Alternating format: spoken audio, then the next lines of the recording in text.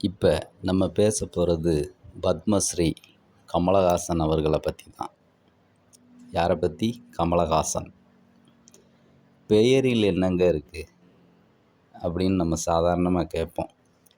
பெயரில் நன்றி இருக்குங்க, சமத்துவம் இருக்குது.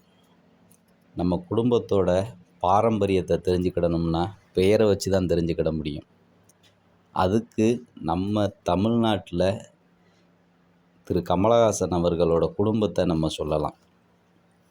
திரு கமலஹாசன் அவர்கள் திரைத்துறையில் தன்னோட சிறு வயதிலேயே அடியெடுத்து வச்சவர். காமராஜர் அவர்களோட மடியில் தவந்து விளையாண்டவர். எம்ஜிஆர், சிவாஜி கணேசன், இப்படி நம்ம சொல்லிக்கிட்டே போகலாம்.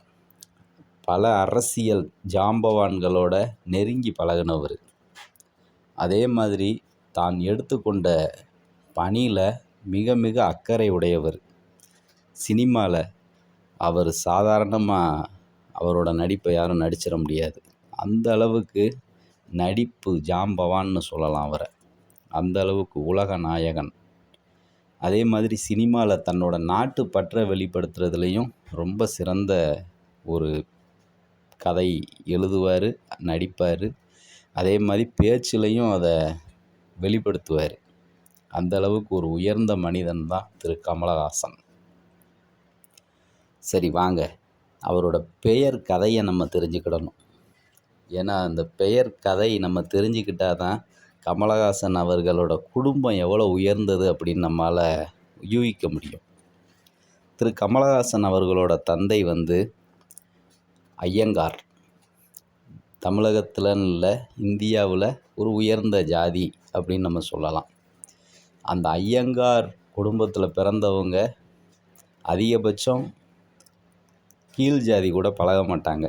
அப்படித்தானே நம்ம படிச்சிருக்கிறோம், சினிமாலையும் காட்டுவாங்க, வரலாறுகளும் அப்படித்தான் இருக்குது. ஆனால் அதுக்கு அப்பாற்பட்டவர் தான் திரு கமலஹாசன் அவர்களோட தந்தை. அவர் காங்கிரஸ் கட்சியில் பயணம் பண்ணியிருக்கிறார். காந்தி, நம்ம காமராஜர் இவங்களுக்கெல்லாம் ரொம்ப நெருக்கமாக இருந்திருக்கிறாரு. அப்போ ஒரு சமத்துவம், காங்கிரஸ்னாலே சமத்துவம், அந்த காலத்தில் சுதந்திர போராட்டம் நடந்த காலகட்டத்தில் சமத்துவங்கிறது ரொம்ப வெளிப்படையாக இருந்திருக்கு. அதுக்கு உதாரணம் திரு கமலஹாசன் அவர்களோட தந்தை.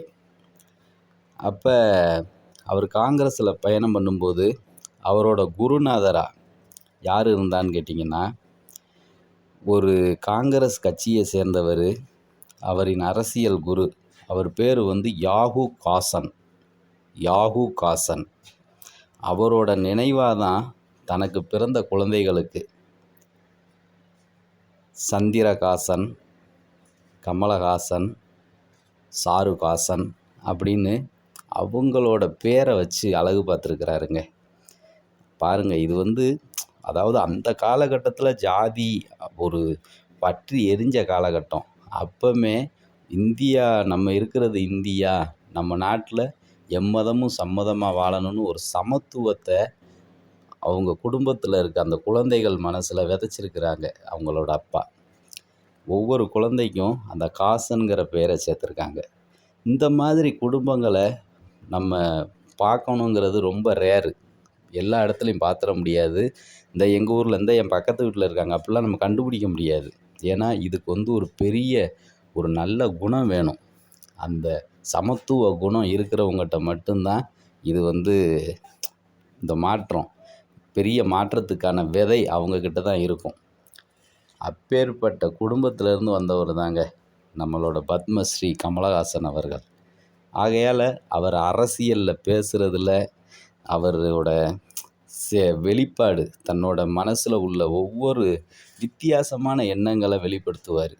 அதெல்லாம் சாத்தியப்படுமான்னு நினைக்க தோணும். ஆனால் அதெல்லாம் சாத்தியப்படும் அப்படின்னு காட்டின குடும்பத்திலேருந்து அவர் வந்திருக்கார். ஒரு பழமொழி சொல்லுவாங்க, கம்பன் வீட்டு கட்டுத்தறியும் கவிபாடும்னு. அந்த பழமொழிக்கு ஏற்ற ஆள் திரு கமலஹாசன். ஆகையால் தான் எந்த இடத்துலையும் திரு கமலஹாசன் அவர்கள் அவரோட சினிமாவில் தன்னை ஒரு இந்துவாகவும் காட்டுவார், முஸ்லீமாகவும் காட்டுவார். அதே மாதிரி ஒரு நல்ல நாட்டுப்பற்றுள்ள ஒரு நல்ல மனிதன் திரு கமலஹாசன். அவர் தமிழ்நாட்டில் நம்மளோட சேர்ந்து பயணம் பண்ணுறாரு அப்படின்னு நினைக்கும்போது அதுவே நமக்கு பெருமை தாங்க. வாழ்க கமல்ஹாசன்.